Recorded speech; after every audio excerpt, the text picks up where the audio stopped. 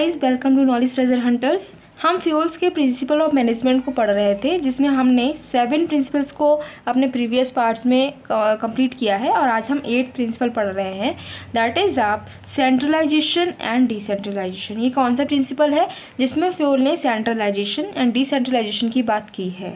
अब guys, centralisation और decentralisation क्या होता है, सबसे पहले तो हमें ये पता होना चाहिए, तब हम देखेंगे उसके बाद कि फ्यूल ने इस बारे में क्या कहा। तो सेंट्रलाइजेशन जो है वर्ड हमारा, ये सेंट्रलाइजेशन का मतलब क्या है कि अगर एक बॉस है, ठीक है, इसी के पास में सारी पावर जो है वो है, ये क्या है, समझ लो किंग, ये कह रहा है कि आई एम द किंग, ठीक।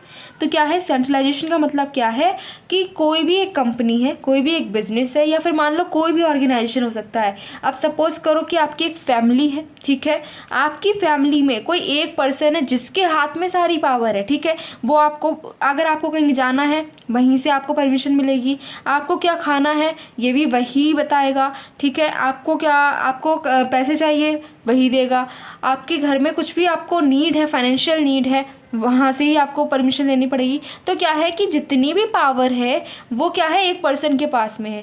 वो पर्सन कोई भी हो सकता है, ठीक है, आपके पेरेंट्स हो सकते हैं, आपके पेरेंट्स में भी आपके फादर हो सकते हैं, आपकी मदर हो सकती है, आपके ग्रैंडफादर हो सकते हैं, कोई भी एक पर्सन जिसके पास में ही सारी पावर है, ठीक है। हर डिसीजन उससे परमिशन लेने के बाद ही लिया जाएगा। तब क्या होगा, हम कह देंगे कि जो पावर है वो क्या है, सेंट्रलाइज्ड है, इस हाथ में इसके पावर है, ठीक है, सारी जितनी पावर है वो इसी के हाथ में है। तो हमने क्या बोल दिया कि सेंट्रलाइजेशन कर दिया, एक ही सेंटर में सारी पावर है, चाहे वो पावर आपको इकोनॉमिक से रिलेटेड है, ठीक है, आपको कुछ पढ़ना है। अब जैसे कि किसी घर में हमने देखा होगा कि बच्चे को क्या पढ़ना है ये भी पेरेंट्स डिसाइड करते हैं, राइट। तो ये उनको इतना फ्रीडम भी नहीं दिया जाता है कि उनका क्या इंटरेस्ट है।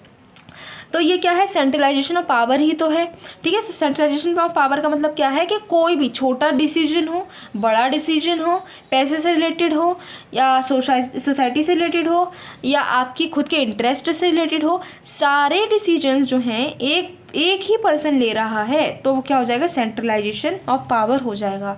अब इसको हम बिजनेस के पॉइंट ऑफ व्यू से देखें तो सपोज करो कि आपका CEO है, ठीक है, चीफ एग्जीक्यूटिव ऑफिसर जो कंपनी का है। अगर और आसान समझे तो समझ लो कि बिजनेस का कोई ओनर है, ठीक है, वो ही सारे डिसीजन ले रहा है कि आपके जो प्रोडक्ट्स हैं वो क्या क्या प्रोडक्ट्स बनेंगे आपकी जो कंपनी है उसमें, ठीक है, उसमें उसकी जो पैकिंग है वो कैसी होनी चाहिए, मार्केटिंग कैसे करनी है, ठीक है, उसके प्राइस कितना होना चाहिए, उस पर टैक्स कितना लगेगा ये भी वही डिसाइड कर रहा है, किसको सैलरी कितनी मिलेगी ये भी वही डिसाइड कर रहा है, किस दिन कौन सा एम्प्लॉय छुट्टी ले सकता है ये भी वही डिसाइड कर रहा है, किस दिन जो है आपका जो बिज़नेस है उस दिन छुट्टी रहेगी उसमें, ये भी वही डिसाइड कर रहा है, ठीक है। हर डिसीजन, आपके मटेरियल आना है, रॉ मटेरियल नहीं आना ये भी वही डिसाइड कर रहा है, कितने घंटे काम कौन करेगा ये भी वही डिसाइड कर रहा है। मतलब क्या है, हर छोटा डिसीजन, हर बड़ा डिसीजन, सारे तरीके के डिसीजन जो हैं वो एक ही पर्सन ले रहा है, तब हम बोल देते हैं उसको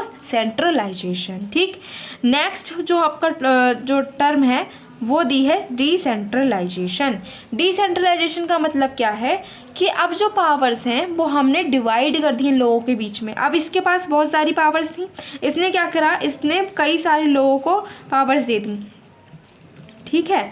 इसने क्या किया, एक को बोल दिया कि आपको क्या करना है। अब जैसे तीन लोग हैं, ठीक है, इसने ऐसे कई सारे लोगों को पावर क्या दी, एक से बोल दिया कि जितने भी फाइनेंशियल डिसीजंस हैं वो सारे आप लोगे, ठीक है। ये जो फाइनेंशियल डिसीजन की पावर थी इसने अपनी पावर किसको दे दी है, इसको दे दी है, राइट। इसने दूसरे को बोल दिया कि मार्केटिंग से रिलेटेड जितना भी डिसीजन मेकिंग है, जितनी पॉलिसी बनानी है, जो भी पावर है वो सब आपके पास में, तो इसको पावर दे दी मार्केटिंग की। मतलब क्या है कि अब जो पावर इसके पास थी वो इसके पास आ गई, पावर इसने इसको दे दी। थर्ड, इसने कह दिया कि सेल्स को कैसे प्रमोट करना है वो पावर आपको दे रहा हूँ मैं, आप सेल्स से रिलेटेड कोई भी डिसीजन है वो आप लेंगे। तो इसने क्या करा कि अपनी जो पावर थी, इसके हाथ में जो ये पावर्स थी, सारी पावर्स जो थी, इसने क्या करा है, लोगों को बांट दी हैं पावर, सब क्या कर दी हैं, डिसेंट्रलाइज्ड कर दी हैं। मतलब क्या, अब इसके पास में सिर्फ इसके पास है पावर नहीं है, पावर क्या है, इसके पास में भी है, इसके पास में भी है, इसके पास में भी है, इसके पास में, सबके पास में पावर है, ठीक है। इसने क्या करा, पावर्स को डिवाइड किया है, तो वो होता है डिसेंट्रलाइजेशन, ठीक।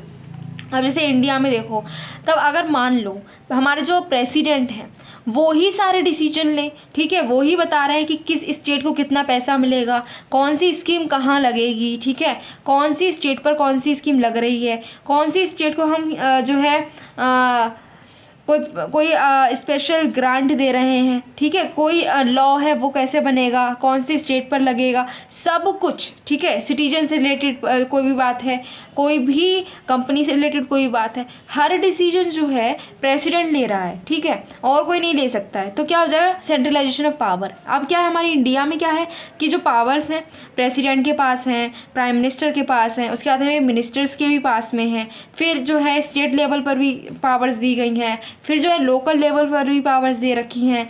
एज अ सिटीजन हमारी भी कुछ पावर्स दे रखी हैं, हमको भी कुछ राइट्स दे रखे हैं। तो क्या हुआ है, जो पावर्स थी उसको एक हाथ में ना रखते हुए हमने कई हाथों में बांट दी हैं, ठीक है।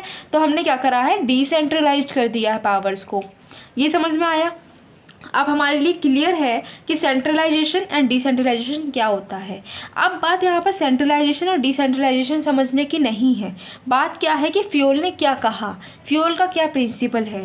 तो फ्यूल ने कहा है कि कोई भी कंपनी हो, इवन कंपनी क्या, अगर हम बात करें कोई भी ऑर्गेनाइजेशन की, चाहे वो घर हो, चाहे वो आपका स्कूल हो, आपका हॉस्पिटल हो, कोई भी आपकी पूरी सोसाइटी एज अ होल हो, बिजनेस हो, कुछ भी हो, आप जो हैं पूरी तरीके से उसको सेंट्रलाइज नहीं कर सकते हैं और ना ही पूरी तरीके से डिसेंट्रलाइज्ड कर सकते हैं। आपको क्या रखना है, कहीं पर आपको सेंट्रलाइज करने की ज़रूरत है तो कहीं पर डिसेंट्रलाइजेशन की, दोनों को कंबाइन करना पड़ेगा। अगर सपोज़ करो कि आपने जो है अपना बिजनेस है पूरी तरीके से सेंट्रलाइज्ड कर लिया, किसी को कोई पावर दी ही नहीं, तो क्या होगा कि आप सही से डिसीजन नहीं ले सकते। हो सकता है कि आप जो है मार्केटिंग से रिलेटेड अच्छे डिसीजन लेते हो, आपके पास बहुत अच्छी नॉलेज है मार्केटिंग की, आप बहुत अच्छे डिसीजन ले रहे हैं, लेकिन ये भी हो सकता है कि आपको अकाउंट्स तक ना आती हो, तो आप क्या करेंगे, डिसीजन तो पावर तो आपने ले रखी है, पावर जब आपके पास है तो डिसीजन भी आप लेंगे, तो क्या होगा, हो सकता है आप गलत डिसीजन भी ले लें,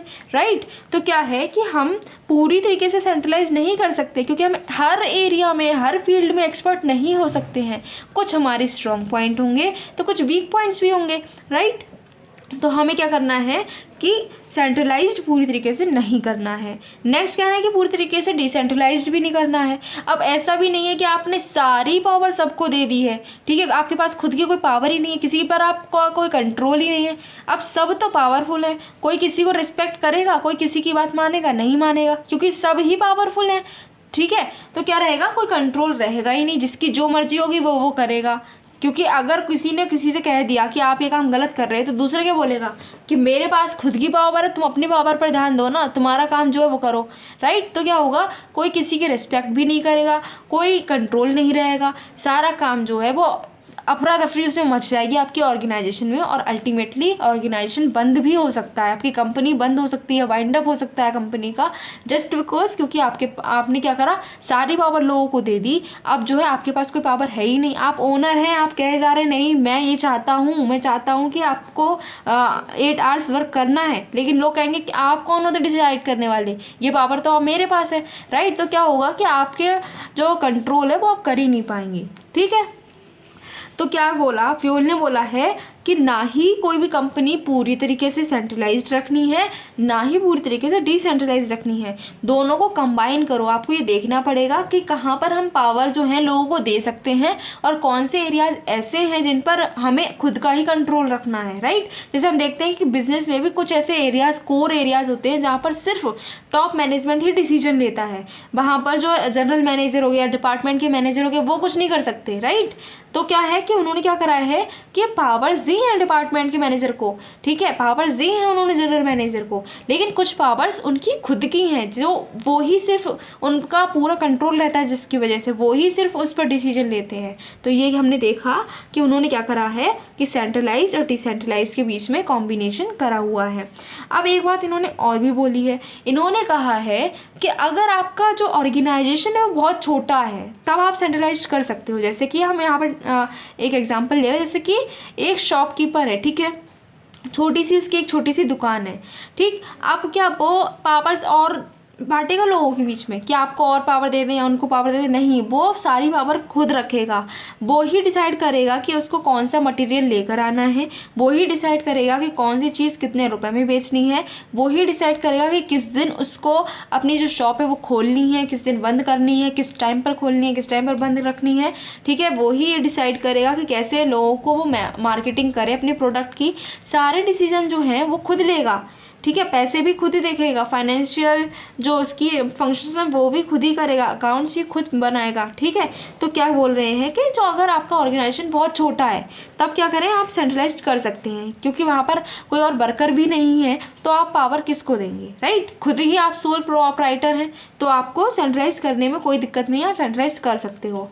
लेकिन अगर आपका ऑर्गेनाइजेशन बड़ा है तब आपको ज़रूरत पड़ जाएगी कि डिसेंट्रलाइजेशन होना चाहिए, डिसेंट्रलाइज करने की ज़रूरत पड़ जाएगी, क्योंकि अब जब आपका ऑर्गेनाइजेशन बड़ा है तब आपके फंक्शंस बड़े होंगे, आप हर जगह एक्सपर्ट नहीं हो सकते, लोगों को पावर देनी पड़ेगी, ठीक है। ये इन्होंने बोला है। अब जो इन्होंने इतनी अच्छी बात ये सब बता दी, ठीक है, लेकिन इसका क्या फ़ायदा है, क्योंकि हम ये जानते हैं कि एक ह्यूमन कोई भी है, ठीक है, हर इंसान को क्या चाहिए होता है, फ़ायदा। जहाँ फ़ायदा होता है वो वहीं पर अट्रैक्ट होता है। तो यहाँ पर फयोल ने बताया कि आपको अगर ये आप मेरी जो बात है सेंट्रलाइजेशन डिसेंट्रलाइजेशन की ये मानते हैं तो आपको क्या फ़ायदा होगा। इन्होंने क्या बोला, इन्होंने बोला है कि अगर आप सेंट्रलाइजेशन या डिसेंट्रलाइजेशन दोनों करते हैं तो आपको दोनों का ही बेनिफिट मिलेगा। आपको क्या रहेगा, आप कंट्रोल भी अच्छे से कर सकेंगे, साथ ही साथ जो लोग हैं आपके वो मोटिवेट भी रहेंगे, ठीक है। तो दोनों का ही फ़ायदा मिलेगा। फास्ट डिसीजन होंगे अगर आप क्या कर रहे हैं कि आपने जो है दोनों का कॉम्बिनेशन करा है, जैसे कि फ्यूल ने बताया, तब क्या होगा, आप डिसीजन जो है वो जल्दी जल्दी ले पाएंगे। क्यों, क्योंकि सारे डिसीजन आपको अब नहीं लेने हैं, कुछ पावर आपने लोगों को दे रखी है, दूसरे लोगों को पावर जब है तो वो खुद डिसीजन ले लेंगे, जिसकी वजह से आपको जो है आपके पास इतना बर्डन नहीं होगा डिसीजन मेकिंग का। और साथ ही साथ जो लोग हैं उनके पास में क्या रहेगा, एक्सपर्टाइज रहेगी, वो एक्सपर्ट्स हैं तो वो जल्दी डिसीजन ले लेंगे। और दूसरी बात, जो टॉप लेवल है वहाँ पर आप कंट्रोल अच्छे से कर सकते हैं, क्योंकि अब क्या है कि आपको हर काम नहीं देखना है, ठीक है। आपके पास बर्डन नहीं है, आपके पास सिर्फ कुछ काम बचे हैं, जिसकी वजह से क्या होगा, आप अच्छी तरीके से कंट्रोल कर सकते हैं अपने ऑर्गेनाइजेशन को। तो यहाँ पर क्या हो रहा है कि फास्ट डिसीजन भी हो रहा है, साथ ही साथ कंट्रोल भी अच्छा हो रहा है। और क्या हो रहा है कि आपके पास में बर्डन ऑफ वर्क नहीं है, ठीक है। अब ऐसा नहीं है कि आपको पूरे दिन सुबह शाम तक बस डिसीजन मेकिंग करे जाना, नहीं, आपने क्या करा है, कुछ पावर लोगों को और दे दी है, तो आप वो डिसीजन ले रहे हैं, आप थोड़े से आपको काम का बोझ आपका कम हो जा रहा है, ठीक है। ये आपके पॉजिटिव इफ़ेक्ट्स हैं। लेकिन साथ ही साथ फ्यूल ने बोल दिया, फ्यूल ने कहा कि अगर आप मेरी बात नहीं मानोगे, क्योंकि मुझे पता है कुछ लोग बात नहीं मानते हैं, ठीक है, और मैं फोर्स नहीं कर सकता किसी को कि आप सब मेरी बात मानो, तो अगर आपने मेरी बात नहीं मानी तब आपको क्या उसका हर्जाना भुगतना पड़ सकता है, ठीक है। उन्होंने बता दिया कि आपको कुछ तो परेशानी होगी, क्या परेशानी होगी ये भी बताया। तो क्या बताया उन्होंने बोला कि अगर आप पूरी तरीके से सेंट्रलाइजेशन रखते हो, आप डिसेंट्रलाइज कर ही नहीं रहे हो, आप कह रहे हो नहीं मैं किसी को कोई पावर नहीं दूंगा, सारी पावर मेरी है, ठीक है। अगर आप ये मानते हो कि सारी पावर आप खुद अपने हाथ में रखोगे, आप किसी को नहीं दोगे, तब क्या होगा, डिसीजन आपके ना ही अच्छे होंगे और साथ ही साथ में टाइम पर ले भी नहीं पाओगे, क्योंकि जब 100 डिसीजन लेने हैं और वो 100 के 100 डिसीजन आपको खुद को लेने हैं, टाइम तो लगेगा, इंसान ही हो आप, राइट। तो क्या होगा, डिसीजन जो आप ले रहे हो उसमें टाइम लग जाएगा। और ऐसा भी हो सकता है कि कभी कभी जल्दी डिसीजन जहाँ पर लेना हो वहाँ पर आप ले नहीं पाए और आपको उसका भी नुकसान हो सकता है।